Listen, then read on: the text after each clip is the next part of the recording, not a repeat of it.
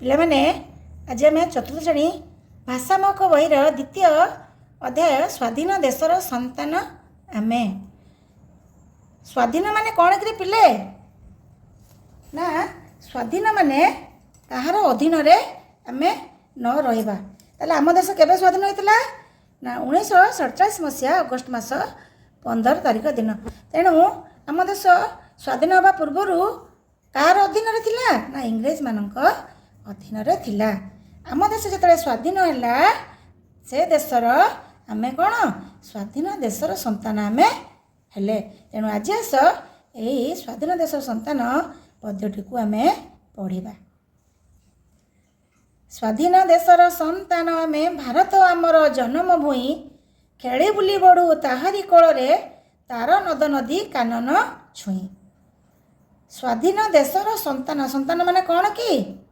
ଆମେ ଆମ ଏଇ ଭାରତ ମାତାର ପିଲା। ସନ୍ତାନ ମାନେ ପୁଅ ଝିଅ ବା ପିଲା।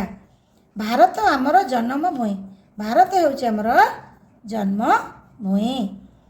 ଖେଳି ବୁଲି ବଢ଼ୁ ତାହାରି କୋଳରେ, ତାର ନଦ ନଦୀ କାନନ ଛୁଇଁ। ଏଇ ଭାରତ ଭୂଇଁରେ ଆମେ କ'ଣ କରୁ? ଖେଳି ବୁଲି ବଢ଼ୁ। କାହାର? ନା ଭାରତ ମାଆର କୂଳରେ।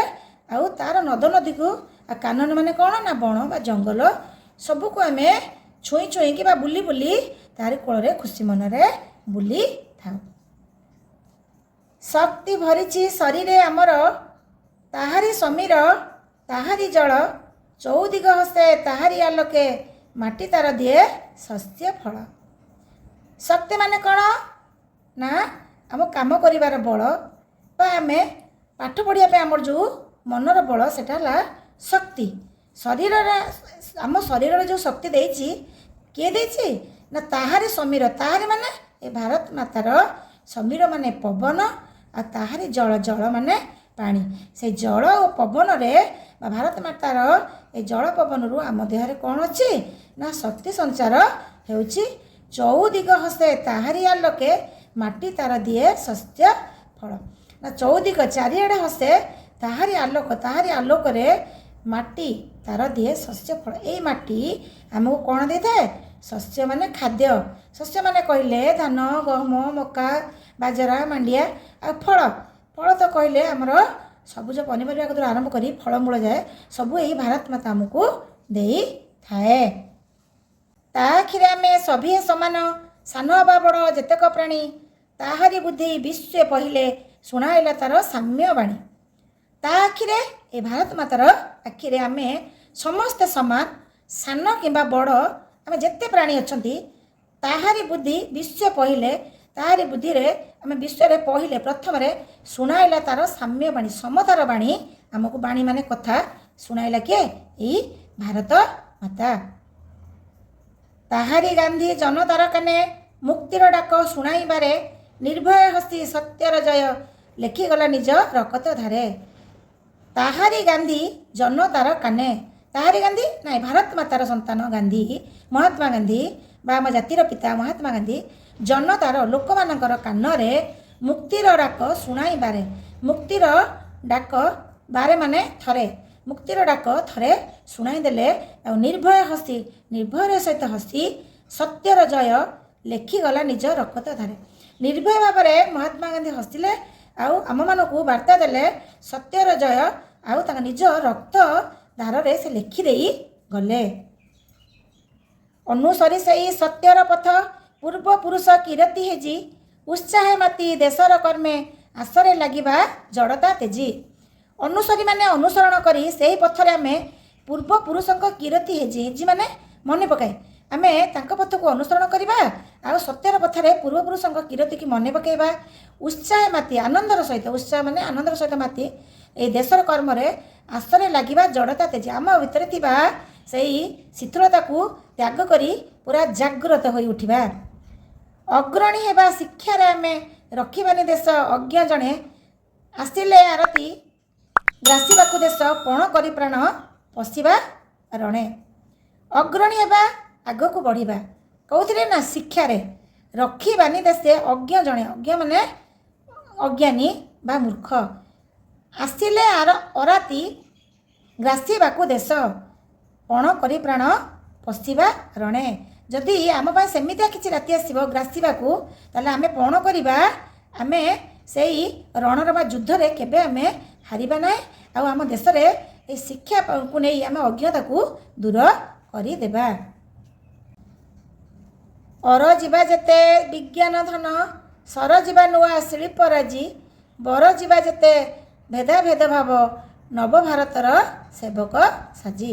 ଅର ଯିବା ମାନେ ଅର୍ଜନ କରିବା କ'ଣ ନା ବିଜ୍ଞାନ ଆଉ ଧନ, ସର ଯିବା ନୂଆ ଶିଳ୍ପରାଜି ଆଉ ସର୍ଜନା କରିବା ନୂଆ ଶିଳ୍ପରାଜି, ବର ଯିବା ଯେତେ ଭେଦଭାବ ଭାବି, ନବଭାରତର ସେବକ ସାଜି। ଆମ ମନ ଥିବା ଭେଦଭାବକୁ ଭୁଲି ଏ ନୂଆ ଭାରତର ଆମେ କ'ଣ ସାଜିବା?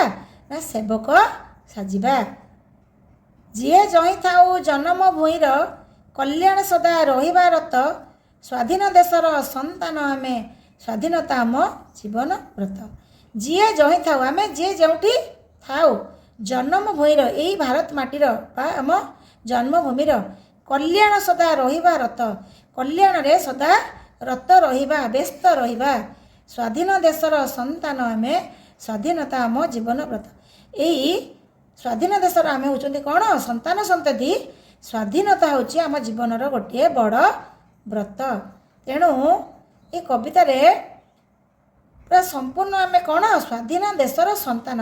ତେଣୁ ଆମେ ଆମ ଦେଶ ପାଇଁ ଆମ ଜୀବନକୁ ଯେମିତି ମହାତ୍ମା ଗାନ୍ଧୀ ଆଉ ପୂର୍ବପୁରୁଷମାନେ ଉତ୍ସର୍ଗ କରିଦେଇଛନ୍ତି, ସେମିତି ଆମେ ଆମର ଜୀବନ ଢାଳି ଆଉ ଆମେ ଆମ ଜନ୍ମଭୂମିର କ'ଣ କରିବା? ନା ଜ୍ଞାନର ବିକାଶ, ଶିକ୍ଷାର ବିକାଶ କରି ତା'ର ସମ୍ମାନକୁ ବଢ଼ାଇବା ଆଉ ଆମେ ଆମ ଦେଶକୁ ଗୋଟେ ଉନ୍ନତ ରାଷ୍ଟ୍ରରେ ପରିଣତ କରିବା।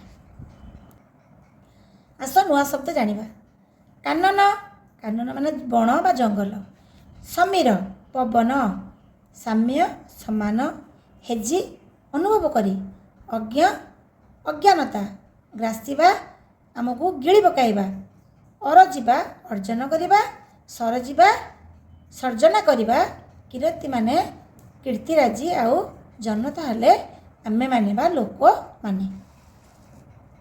ପିଲାମାନେ ଆସ ଏବେ ଆମେ ଏ ବିଷୟର ପ୍ରଶ୍ନ ଉତ୍ତର କରିବା। ପ୍ରଥମ ନମ୍ବର ପ୍ରଶ୍ନ, ଆମ ଦେଶର ନାମ କୁହ। ତାହେଲେ ଆମ ଦେଶର ନାମ କ'ଣ କି? ନା ଆମ ଦେଶର ନାମ ଭାରତ। ଏମିତି ଲେଖିବ, ପୂର୍ଣ୍ଣ ବାକ୍ୟରେ ଲେଖିବ, ମୁଁ ଖାଲି ଉତ୍ତରଟା ଲେଖିଦେଉଛି। 2 ନମ୍ବର ପ୍ରଶ୍ନ, ଆମ ଦେଶ ବିଶ୍ୱକୁ କ'ଣ ଶିଖାଇଲା? ନା ଆମ ଦେଶ ବିଶ୍ୱକୁ ସମାନତା ବା ସାମ୍ୟତାର ଶିକ୍ଷା ଶିଖାଇଲା। 3 ନମ୍ବର ପ୍ରଶ୍ନ, କବିତାରେ ଅଜ୍ଞତାକୁ କିପରି ନଷ୍ଟ କରିବା କଥା କୁହାଯାଇଛି? ନା କବିତାରେ ଅଜ୍ଞତାକୁ ଶିକ୍ଷାର ଆଲୋକ ଜଳାଇ, ଶିକ୍ଷାର ଆଲୋକ ଜଳାଇ, ଆଲୋକ ଜଳାଇ ଅଜ୍ଞତାକୁ ନଷ୍ଟ କରିବା କଥା କୁହାଯାଇଛି। 4 ନମ୍ବର ପ୍ରଶ୍ନ, ଆମେ ଦେଶକୁ କିପରି ରକ୍ଷା କରିବା? ନିଜ ଜୀବନକୁ ବାଜି ଲଗାଇ, ନିଜ ଜୀବନକୁ ବାଜି ଲଗାଇ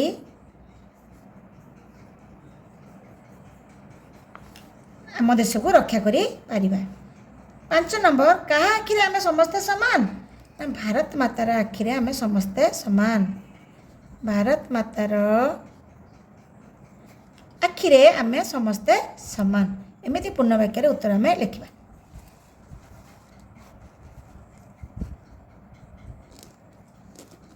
ଆସ ଉତ୍ତର ଲେଖିବା। ପ୍ରଥମ ପ୍ରଶ୍ନ, ଆମ ଦେଶ କେବେ ସ୍ୱାଧୀନ ହୋଇଥିଲା? ଆମ ଦେଶ ଏମିତି ଲେଖିବ, ଆମ ଦେଶ 1947 ମସିହା ଅଗଷ୍ଟ 15 ତାରିଖ ଦିନ ଆମ ଦେଶ ସ୍ୱାଧୀନ ହୋଇଥିଲା। 2 ନମ୍ବର, ଆମ ଶରୀରକୁ କିଏ ଶକ୍ତି ଯୋଗାଏ? ନା ଆମ ଶରୀରକୁ ଭାରତ ମାତାର ସମୀର ଆଉ ସମୀର ଏବଂ ଜଳ ଶକ୍ତି ଯୋଗାଇଥାଏ। ତୁମେ ମାନେ ଏଇଟା ପୂର୍ଣ୍ଣ ବାକ୍ୟରେ ଲେଖିବ। ଆମେ ଶସ୍ୟ କେଉଁଠାରୁ ପାଉ? ଆମେ ଶସ୍ୟ ଭାରତ ମାତାର ମାଟିରୁ ପାଇଥାଉ। କେଉଁଠୁ? ମାଟିରୁ। ଚାରି ନମ୍ବର, ପରାଧୀନତାରୁ ମୁକ୍ତି ପାଇ କିଏ ଜନତାକୁ ପ୍ରେରଣା ଯୋଗାଇଥିଲେ? ନା ପରାଧୀନତାରୁ ମୁକ୍ତି ପାଇଁ ମହାତ୍ମା ଗାନ୍ଧୀ ଯୋଗାଇଥିଲେ ହେଇଥାନ୍ତା, ଏଠି ଥିଲା ଦେଇଦେଇଛି ଭୁଲରେ, ତେଣୁ ଉତ୍ତର ହେବ ମହାତ୍ମା ଗାନ୍ଧୀ।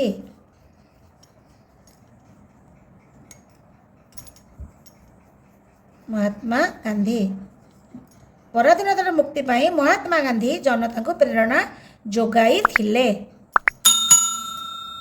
5 ନମ୍ବର, ବିଜ୍ଞାନର ଅଗ୍ରଗତି ହେଲେ ଆମେ କ'ଣ କରିପାରିବା? ନା ବିଜ୍ଞାନର ଅଗ୍ରଗତି ହେଲେ ଆମେ ବିଭିନ୍ନ ଶିଳ୍ପରାଜି ଗଢ଼ିପାରିବା। କ'ଣ ନା ଶିଳ୍ପ ରାଜି ଗଢ଼ିପାରିବା। ଭାଷାର କଥା ପଢ଼, ବୁଝ ଓ ଲେଖ। ପ୍ରତ୍ୟେକ ପ୍ରଶ୍ନର ସମ୍ଭାବ୍ୟ ଉତ୍ତର ମଧ୍ୟରୁ ଠିକ୍ ଉତ୍ତରଟି ବାଛି ପାର୍ଶ୍ୱସ୍ଥ କୋଠରୀରେ ଲେଖ। ପ୍ରଥମେ ଅଛି ଆମେ କେଉଁଠି ଖେଳି ବୁଲି ବଢ଼ିଛୁ? କାନନରେ, ନଦ ନଦୀରେ, ଜନ୍ମଭୂମିର କୋଳରେ ଆଉ ଚଉଦିଗରେ। ସେ ଦେଇଛି ଲେଖିବା ପାଇଁ, ତେଣୁ ଏଇ ଯେଉଁ କୋଠରୀରେ ତୁମେମାନେ ଲେଖିବ ଏଇ ଜନ୍ମଭୂମିର କୋଳରେ। ଦ୍ୱିତୀୟରେ ସତ୍ୟର ଜୟ କଥା କିଏ ଶିଖାଇଥିଲେ? ଆମେ ବିଷୟରେ ପଢ଼ିଲେ ଜବାହରଲାଲ ନେହେରୁ, ମହାତ୍ମା ଗାନ୍ଧୀ, ବାଲ ଗଙ୍ଗାଧର ତିଲକ, ସର୍ଦ୍ଦାର ବଲ୍ଲଭ ଭାଇ ପଟେଲ। କିନ୍ତୁ ଆମେ କେବଳ ଆମ ଜାତିର ପିତା ମହାତ୍ମା ଗାନ୍ଧୀଙ୍କ କଥା ପଢ଼ିଛନ୍ତି। ସେ ଆମକୁ ସତ୍ୟର ଜୟ କଥା ଶିଖାଇଥିଲେ। ଏଇଠି ଆମେ ଲେଖିବା। 3 ନମ୍ବର, ନବ ଭାରତର ସେବକ ସାଜି ଆମେ କ'ଣ କରିବା? ଏଠି 4ଟି ସମ୍ଭାବ୍ୟ ଉତ୍ତର ଅଛି। ତେଣୁ ପ୍ରଥମେ ଅଛି ଭେଦାଭେଦ ଭାବ ଦୂର କରିବା, ଖେଳି ବୁଲି ବଡ଼ ହେବା, ଶରୀରରେ ଶକ୍ତି ସଞ୍ଚୟ କରିବା ଆଉ ବୁଦ୍ଧି ବଢ଼ାଇବା। ଆର ସଠିକ୍ ଉତ୍ତର ହେବ ଭେଦାଭେଦ ଭାବ ଦୂର କରିବା। ଏଇ କୋଠରୀରେ ଲେଖିବା। 4 ନମ୍ବର ପ୍ରଶ୍ନ, ଆମେ ଜଡ଼ତା ଦେଇଛି କ'ଣ କରିବା? ଆର ସମ୍ଭାବ୍ୟ ଉତ୍ତର ଅଛି ମୁକ୍ତିର କଥା ଶୁଣାଇବା, ଯୁଦ୍ଧ କରିବା, ଶିକ୍ଷା କ୍ଷେତ୍ରରେ ଆଗେଇବା, ଦେଶ ପାଇଁ କାମ କରିବା। ଦେଶ ପାଇଁ କାମ କରିବା ହେଉଛି ସଠିକ୍ ଉତ୍ତର। କବିତାରୁ ଖୋଜି ଲେଖ। ଯେପରି ଜଳ, ଫଳ, ଏ ଯେମିତି ସମ ଉଚ୍ଚାରଣର ଶବ୍ଦ, ସେମିତି ପ୍ରାଣୀ ଆମେ ଏଠି ଲେଖିବା ବାଣୀ।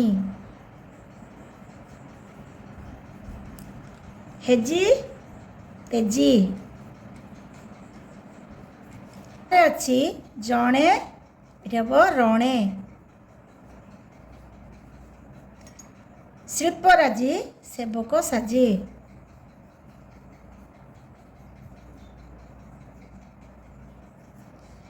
ବାରେ, ଧାରେ। ଏମିତି ସମ ଉଚ୍ଚାରଣର ଶବ୍ଦ ଆମେ ଲେଖିବା। 2 ନମ୍ବର, ପଦ୍ୟର ଅଂଶକୁ ସଜାଡ଼ି ଖାଲି ଘରେ ଲେଖ। ଏଠି ଦେଖ କରେ ଦେଇଛି ଆମର ଜନ୍ମଭୂମି ଭାରତ। ଏଇଟା ମୁଁ କ'ଣ ପୂର୍ଣ୍ଣ ବାକ୍ୟ ଭଳିଆ ଲାଗୁଛି କି ଅଶ୍ରୁଜଡ଼ା ଭଳିଆ ଲାଗୁଛି? ନା ସେ ଅଶ୍ରୁଜଡ଼ା ଦେଇଛି। ଆମେ ତାକୁ କ'ଣ କରିବା? ସଜାଡ଼ିବା।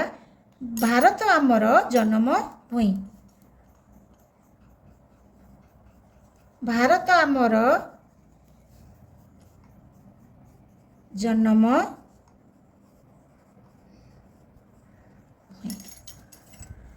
ଖ, ଶସ୍ୟ ଫଳ ମାଟି ଦିଏ ତାର। ମାଟି ତାର ଦିଏ, ମାଟି ତାର ଦିଏ ଶସ୍ୟ ଫଳ।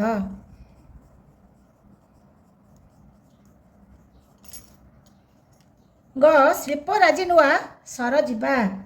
ସର ଯିବା ନୂଆ ଶିଳ୍ପରାଜି। ସର ଯିବା ନୂଆ ଶିଳ୍ପରାଜି। ଜୀବନ ବ୍ରତ ସ୍ୱାଧୀନତା ଆମ। ସ୍ୱାଧୀନତା ଆମ ଜୀବନ ବ୍ରତ। ସ୍ୱାଧୀନତା ଆମ ଜୀବନ ବ୍ରତ। ଓ, ଲାଗିବା ଆସରେ ତେଜି ଜଡ଼ତା। ଆସରେ ଲାଗିବା, ଜଡ଼ତା ତେଜି। ଆସରେ ଲାଗିବା, ଜଡ଼ତା ତେଜି। ଏମିତି ପୂରଣ କରିବା। 3 ନମ୍ବର, ନିମ୍ନ ଶବ୍ଦଗୁଡ଼ିକର ବିପରୀତାର୍ଥ ବୋଧକ ଶବ୍ଦଗୁଡ଼ିକୁ ଖାଲି ଘରେ ଲେଖ। ବିପରୀତ ଶବ୍ଦ ଯେମିତି ଆମର ଏଠି ପ୍ରଥମେ କ ଦେଇଛି ସ୍ୱାଧୀନ ତାର ବିପରୀତ ଶବ୍ଦ କ'ଣ ହେବ ନା ସ୍ୱାଧୀନତା ପୂର୍ବରୁ ଆମ ଦେଶ କ'ଣ ଥିଲା ନା ପରାଧୀନ ଥିଲା ସ୍ୱାଧୀନର ହେଲା ପରାଧୀନ। ଜନ୍ମ ଜନ୍ମ ହେଲେ ଆମକୁ କ'ଣ କରିବାକୁ ପଡ଼େ ନା ମରିବାକୁ ପଡ଼େ ଜନ୍ମ ମରଣ। ଆଲୋକ ଅନ୍ଧାର ଅଜ୍ଞ ବିଜ୍ଞ। ମୁହଁରେ ଅଛି ଶବ୍ଦଟି ଅଛି ନଦ ନଦ ଶବ୍ଦ ହେଲା ମୋଟା ବା ଥୁଳୁଥୁଳା ତାର ବିପରୀତ ଶବ୍ଦ ହେଲା ପତଳା ବା ଦୁର୍ବଳ। ତୁମ ପାଇଁ କାମ ନିମ୍ନ ଚିତ୍ରକୁ ଦେଖି 2 ଧାଡ଼ି କବିତା ଲେଖିବା। ଏ କବିତାରେ ଆମେ କ'ଣ ଦେଖୁଛନ୍ତି ନା ଶିଶୁ ଭାଇ ଭଉଣୀ 2 ଜଣ କ'ଣ କରୁଛନ୍ତି ଗଛ ଲଗେଇକି ସେଥିରେ ପାଣି ଢାଳୁଛନ୍ତି। ତେଣୁ ଆମ ମନକୁ ଏମିତି ଗୋଟେ କବିତା ଆସିବ ମିଳିମିଶି ଆମେ ଲଗାଇ ଗଛ ମିଳିମିଶି ଆମେ ଲଗାଇ ଗଛ ପରିବେଶ ହେବ ସଦା ସତେଜ। ତେଣୁ ତୁମ ଯଦି ଆଉ କିଛି ଲଗେଇ ପାରିବ ଏଇ ଚିତ୍ରକୁ ଦେଖି କିଛି ମନରୁ ଯଦି କିଛି କବିତା ଆସିଲା ତୁମେ ସେଠି ଲେଖିପାରିବ ବା ଆସ ଗଛ ଲଗାଇବା ପରିବେଶକୁ ସବୁଜ ସୁନ୍ଦର କରିବା ଯାହା ତୁମ ମନକୁ ଆସିବ ଗୋଟେ ଛୋଟ କବିତାଟେ ଲେଖିବ।